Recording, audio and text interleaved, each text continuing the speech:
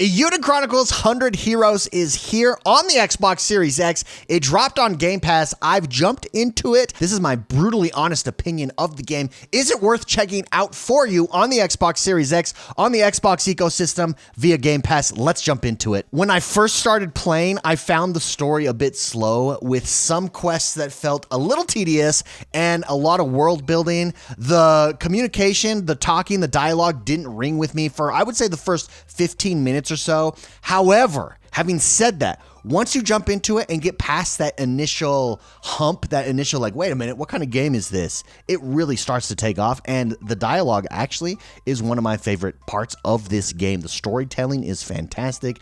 The characters all have personality that rings true and shines through, and it's very entertaining. It does get a lot more interesting as you explore, and the story really starts to unfold with some intriguing twists, and I don't want to give away any spoilers here, but it's a good time. Now, it is a JRPG, so it is turn-based strategy, and the way that they do their turn-based strategy is really cool. There's different kinds of boosts. You get to use runes, which are like superpowers. You get to use friend superpower combat moves, where if you have a relationship between two characters, they get a superpower move together that they can do in-game. Overall, the combat system in this game is one of the strongest points for me. You have multiple characters in a battle. There's a ton of customization with the rune system between each of the characters. You link character attacks to create unique combos, which makes battles feel absolutely dynamic and engaging. It's definitely one of the highlights of the game. Sometimes JRPGs, for me, very much struggle with, oh my goodness,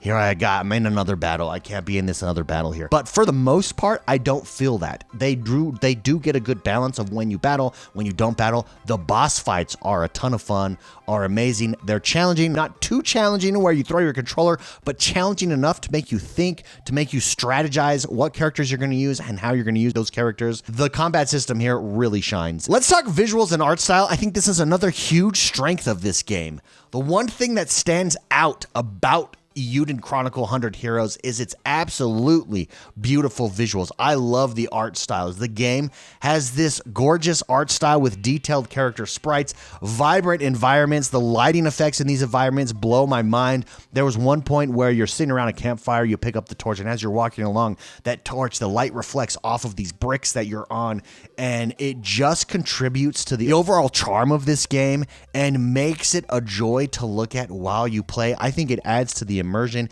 it adds to the character, it adds to the uniqueness of this game, the style, and I think it's, again, another one of the strong points here with Eiyuden Chronicles. So let's talk dialogue and characters. I talked a little bit about it at first, and again, like I said, it does start out a little slow. There are times where it's a little bit slow and tedious, but a lot of the main characters here are voice acted, and that helps out a lot.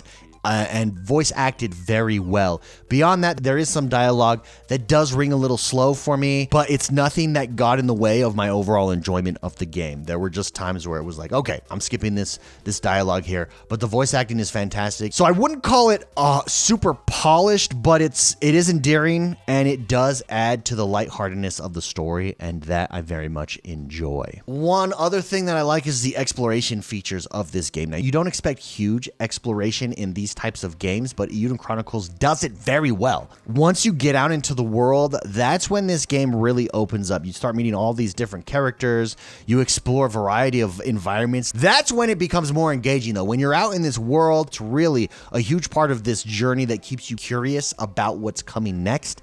And I love it. The exploration. You wouldn't expect a huge exploration experience in JRPG in this type of game. They do a good job with it, and I very much enjoy that. So the big question here, is it worth your time? Up front, I said yes, but this game is a classic JRPG. So it's perfect for those who enjoy JRPG mechanics and narratives. If you love engaging stories, customizable combat, and building parties of unique characters, this game is right up your alley. What about if you're new to JRPGs? Then I think this is a great entry point for you. Honestly, if you've never tried one out and you're like, I don't know, would I like this? Let's check it out. Let's try it out for the first time. I do think you would like it, but it may take a bit of adjustment to the slower start and some of the traditional JRPG gameplay elements. But once you're in, the journey's well worth it. I am definitely having a blast with this game. I think it's 100% worth checking out. It being on Game Pass is a bonus. I think this would be worth purchasing if it wasn't on Game Pass, but I definitely think it's worth downloading, worth checking out. I'm enjoying it. I'm playing it every night right now. I can't get over it. I found myself hooked to it. You might find yourself hooked to it as well. I definitely give this a check out. If you like this video, guys, hit the like button, subscribe to this channel. We cover Xbox news, opinion, reviews right here on this channel. My name is X1 the Gamer. Thank you. I hope this was helpful, and we'll see you guys next time. Bye-bye.